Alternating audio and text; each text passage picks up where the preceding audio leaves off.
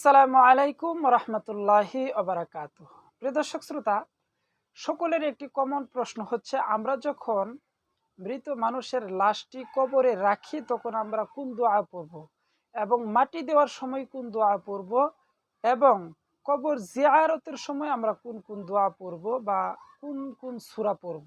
প্রিয় দর্শক শ্রোতা, আজকের এই ভিডিওতে আলোচনা করব কিভাবে লাশ রাখবেন এবং রাখার সময় কোন দোয়াটি পড়বেন, এবং মাটি দেওয়ার সময় কোন দোয়া পড়বেন, এবং কবর জিয়ারতের সময় কোন দোয়া পড়বেন। বিস্তারিত আলোচনা করব এই ভিডিওতে। কোনো রকম স্কিপ না করে শুরু থেকে এই ভিডিওটা শেষ পর্যন্ত দেখেন। আশা করছি আপনাদের খুবই উপকারে আসবে আজকের এই ভিডিওটি। প্রিয় দর্শক শ্রোতা, যখন মৃত ব্যক্তির লাশ আমরা কবরে রাখবো, কবরে রাখার আগেই আমরা একটি দোয়া পড়তে হয়। সেই দোয়াটি হচ্ছে বিসমিল্লাহি ওয়া আলা মিল্লাতি রাসূলিল্লাহ।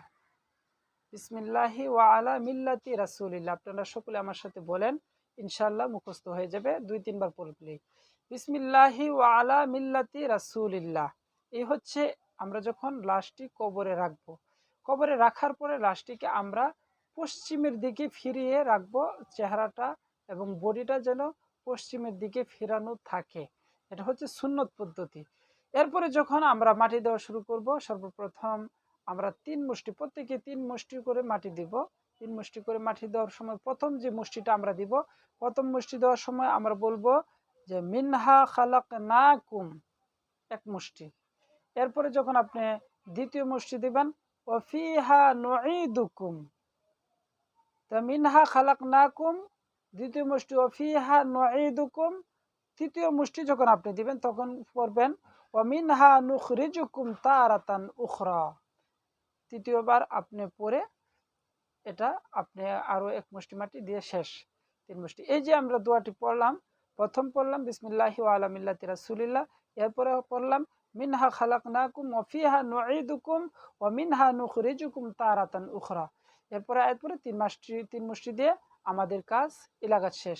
এরপরে সম্পূর্ণ মাটি দেওয়া শেষ হলে যখন আমরা জিয়ারত করব বা অন্য কোনো সময় যখন আমরা জিয়ারতে যাই, তখন অনেকে হুজুরা, অনেক পীর মাশাইখ বিভিন্ন ধরনের আমল দিয়ে থাকেন, কিন্তু মূলত কোনো নিয়ম কানুন নাই কবর জিয়ারতের। আপনি যা ইচ্ছে তাই পড়তে পারেন, তবে একটি দোয়া আছে, এই দোয়াটি পড়ার পরে আপনি সূরা পারেন, সূরা পড়েন, ইয়াসিন সূরা পারেন, আয়াতুল কুরসি পারেন, সূরা মুলক পারেন, সূরা ওয়াকিয়া পারেন, যে কোনো সূরা আপনি পড়তে পারেন। সূরা ইখলাস পড়লেও আপনার হবে। তবে আপনাকে যে দোয়াটি পড়তে হচ্ছে কবর জিয়ারতের সময়, সেই দোয়াটি হচ্ছে আসসালামু আলাইকুম ইয়া আহলাল কুবুর। আপনি তাদেরকে সালাম দিলেন, আসসালামু আলাইকুম ইয়া আহলাল কুবুর ইয়াগফিরুল্লাহু লানা ওয়া লাকুম ওয়া আনতুম সালাফুনা ওয়া নাহনু বিল আসর। এই যে দোয়াটি আমি পড়লাম, এই দোয়াটি আপনারা সকলে পড়বেন। আপনারা আবারও আমার সাথে একটু পড়ার চেষ্টা করেন, আসসালামু আলাইকুম ইয়া আহলাল কুবুর ইয়াগফিরুল্লাহু লানা ওয়া লাকুম ওয়া আনতুম সালাফুনা ওয়া নাহনু বিল আসর। লাস্টের একটু আপনাদেরকে কষ্ট করে মুখস্থ করতে হবে, ওয়া আনতুম সালাফুনা ওয়া নাহনু বিল আসর। নাহলে আগের যে অংশটুকু এটা আমাদের সকলেরই আশা করি মুখস্থ আছে। আসসালামু আলাইকুম ইয়া আহলাল কুবুর ইয়াগফিরুল্লাহু লানা ওয়া লাকুম ওয়া আনতুম সালাফুনা ওয়া নাহনু বিল আসর। আল্লাহ তাআলা আমাদেরকে যে এই যে কবর লাশ রাখার এবং মাটি দেওয়ার এবং কবর জিয়ারত পরে যে দোয়াটি পড়লাম, আশা করছি আপনাদের কাছে ভালো লেগেছে। যদি ভালো লেগে থাকে তাহলে ভিডিওতে একটি লাইক দিয়ে কমেন্ট করে জানিয়ে দিবেন, এবং এই ভিডিওটা আপনাদের বন্ধু বান্ধব সকলের সাথে শেয়ার করে দিবেন, যাতে করে প্রত্যেকটা মানুষ এই ভিডিওটা দেখে দোয়াগুলি শিখতে পারে।